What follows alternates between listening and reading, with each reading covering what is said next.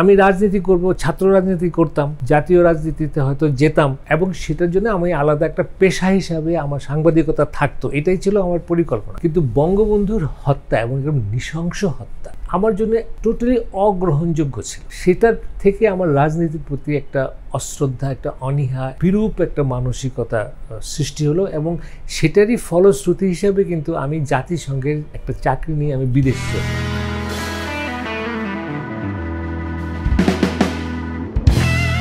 আমি রাজনীতি করব, ছাত্র রাজনীতি করতাম, জাতীয় রাজনীতিতে হয়তো যেতাম এবং সেটার জন্য আমি আলাদা একটা পেশা হিসাবে আমার সাংবাদিকতা থাকতো, এটাই ছিল আমার পরিকল্পনা।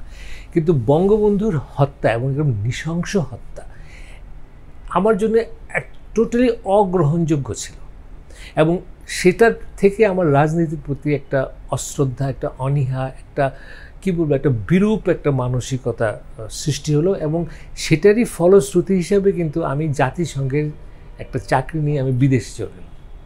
বিদেশে ছিলাম 14 বছর এবং আমার ওই সময় ধারণা ছিল যে বছর 10 থাকবো, তারপরে ফিরে আসবো। তো সেটা 10 বছরের হয় নাই, 14 বছরের মাথায় এসেছি। কিন্তু ওই যে পলিটিক্স যে করলাম না, এটা আমার জীবনে বঙ্গবন্ধুর এরকম নৃশংস হত্যা আমার মধ্যে এমন একটা প্রতিক্রিয়া সৃষ্টি করলো যে এটাই যদি রাজনীতি হয়, আমি কেন এই লোকটাকে সপরিবারে মারা হলো। মানে আমি রাজনীতিবিদ তার পাহাড় তুল্য অবদান ভুলেই গেলাম। এটা সে তো একটা মানুষ, তার একটা পরিবার আছে, তার একটা রাসেলের মতন একটা বাচ্চা আছে।